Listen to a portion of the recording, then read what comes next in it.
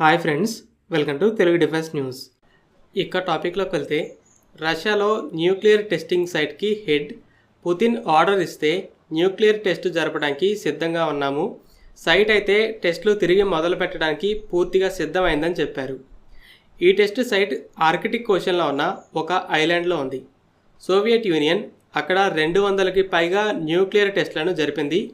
ఇప్పటికీ కూడా ప్రపంచంలోనే అత్యంత శక్తివంతమైన న్యూక్లియర్ వెపన్గా ఉన్న సార్ బాంబని కూడా అక్కడే టెస్ట్ చేసింది.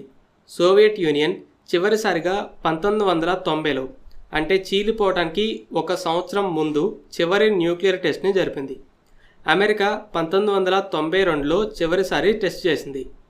తర్వాత 1996లో comprehensive nuclear test ban treaty వచ్చి ప్రపంచ దేశాలు కలిసి న్యూక్లియర్ టెస్టులను బ్యాన్ చేశాయి.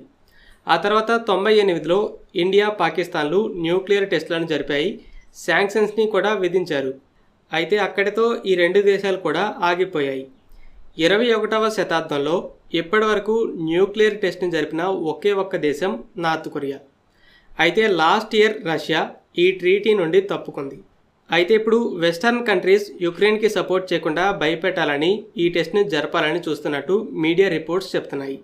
కానీ ఇదొక్కటే పర్పస్ కాదు, న్యూక్లియర్ వెపన్స్ పవర్ని పెంచడానికి కూడా. మార్చిలో bulletin of the atomic scientists అనే అమెరికన్ థింక్ ట్యాంక్ శాటిలైట్ ఇమేజెస్ని బట్టి అమెరికా, రష్యా, చైనా ఈ 3 మేజర్ పవర్స్ 2021 నుండే న్యూక్లియర్ టెస్ట్ సైట్స్లో కొత్త ఇన్ఫ్రాస్ట్రక్చర్ని నిర్మిస్తున్నాయి. న్యూక్లియర్ టెస్టులు తిరిగి మొదలవచ్చని చెప్పింది. అలాగే ఇండియా, పాకిస్తాన్ కూడా వెపన్స్ బ్లాస్టియల్ని పెంచుకోవడానికి ఈ టెస్ట్లని అవకాశంగా చూడవచ్చని చెప్పింది. న్యూక్లియర్ టెస్ట్ జరిగితే ప్రపంచం మొత్తం వ్యతిరేకిస్తుంది. దాన్ని సమర్థించుకోవడానికి ఏదో ఒక సాలిడ్ రీజన్ కావాలి. రష్యాకి అది ఉంది. వెస్టర్న్ కంట్రీస్ ఉన్నా కొద్దీ యుక్రెయిన్కి సపోర్ట్ని పెంచుతున్నాయి. దాన్ని ఆపడానికే ఈ టెస్ట్ని జరిపామని ప్రపంచానికి స్టేట్మెంట్ ఇస్తుంది. రష్యా టెస్ట్ చేస్తే అమెరికా కూడా మొదలు పెట్టచ్చు. అమెరికా మొదలు పెడితే తర్వాత చైనా కూడా.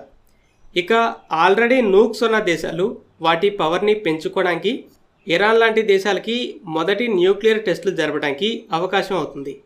ఈ న్యూక్లియర్ టెస్టింగ్ ఏంటంటే, హిరోషిమాపై వేసిన లిటిల్ బాయ్ 4.4 టన్నుల వెయిట్ ఉంటుంది. ఒక పెద్ద బాంబర్ దీన్ని డ్రాప్ చేసింది. ఈ బాంబ్కి 15 కిలోటన్ల TNTకి సమానమైన బ్లాస్టియల్ ఉంటుంది.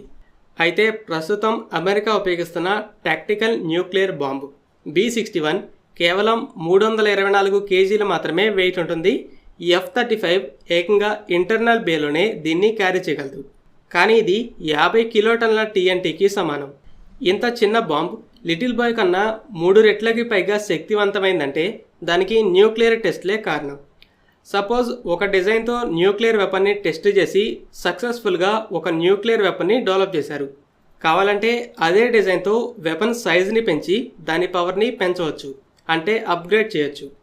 లేదా సైజుని తగ్గించి తక్కువ శక్తివంతమైన చిన్న వెపన్ని కూడా డెవలప్ చేయొచ్చు. వీటినే up scaled, down scaled versions అని పిలుస్తుంటారు. వీటికి టెస్టులు చేయాల్సిన అవసరం లేదు.